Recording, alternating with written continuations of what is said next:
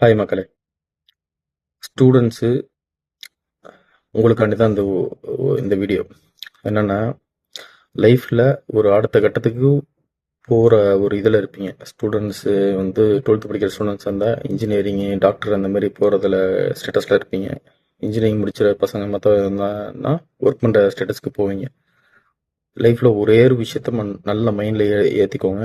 என்னென்னா, எந்த டிசிஷன் எடுத்தாலும் சரி, ஸ்டூடெண்ட்ஸாக இருக்கிறவங்க எந்த டிசிஷன் அந்த எஸ்பெஷலி ஸ்டூடெண்ட்ஸாக இருக்கிறவங்க அந்த ஸ்டேஜில் எந்த டிசிஷன் எடுத்தாலும் சரி, ஒர்க் பண்ணுற டிசிஷன், என்ன ஒர்க்குக்கு போகிறோம் அப்படிங்கிற டிசிஷன் எடுத்தாலும் சரி, 12th படிக்கிற ஸ்டூடெண்ட்ஸ் என்ன கோர்ஸ் எடுக்கிறங்கிற டிசிஷன் எடுத்தாலும் சரி, வாட் எவர் இட் இஸ், அதில் லவ்வாக இருக்கட்டும், இல்லை மேரேஜ் டிசிஷனாக இருக்கட்டும், என்ன வேணாலும் எடுங்க.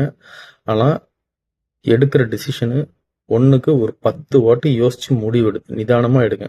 ஏண்டா ஒரு 10 வருஷம் 15 வருஷம் கழிச்சு, ஆஹா தப்பான முடிவு எடுத்துட்டோமே அப்படின்னு சொல்லிட்டு ஒரு ரிக்ரெட் வரவே கூடாது. அதில் ரொம்ப கவனமாக இருங்க.